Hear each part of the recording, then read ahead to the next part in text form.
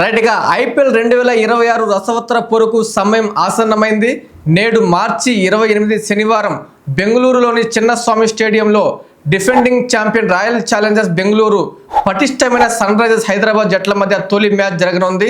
రాత్రి 7:30 ప్రారంభం కానున్న ఈ పోరుపై భారీ అంచనాలు ఉన్నాయి. దాదాపు 10 నెలల తర్వాత చిన్నస్వామి స్టేడియంలో టాప్ లెవెల్ క్రికెట్ జరుగుతుండడంతో అభిమానులు పండగ చేసుకుంటున్నారు. అయితే ఈ ఆరంభ మ్యాచ్లో ఇరు జట్లు తమ కీలక బౌలర్లు లేకుండానే బరిలోకి దిగుతుండడం గమనార్హం. గత సీజన్ విజేతగా బరిలోకి దిగుతున్న ఆర్సీబీకి తొలి మ్యాచ్లోనే గాయాలు తలనొప్పిగా మారాయి. స్టార్ పేసర్ జోష్ హ్యాజిల్వుడ్ ఆరంభ మ్యాచ్లకు దూరం కాగా ఎస్ దయాల్ ఈ సీజన్ మొత్తానికి అందుబాటులో లేడు. శ్రీలంక బౌలర్ నవాన్ తుషారా ఫిట్నెస్ టెస్టులో ఫెయిల్ అవ్వడంతో ఆ జట్టును మరింత దెబ్బతీసింది. దీంతో బౌలింగ్ భారాన్ని భువనేశ్వర్ కుమార్, సుయశ్ శర్మ, జాకబ్ డఫీ మోయాల్సి ఉంటుంది. ఇక బ్యాటింగ్ విషయానికి వస్తే Virat Kohli, Phil Salt, Devdutt Padikkal, captain Rajat పటిదార్లపైన జట్టు ఆశలు పెట్టుకుంది.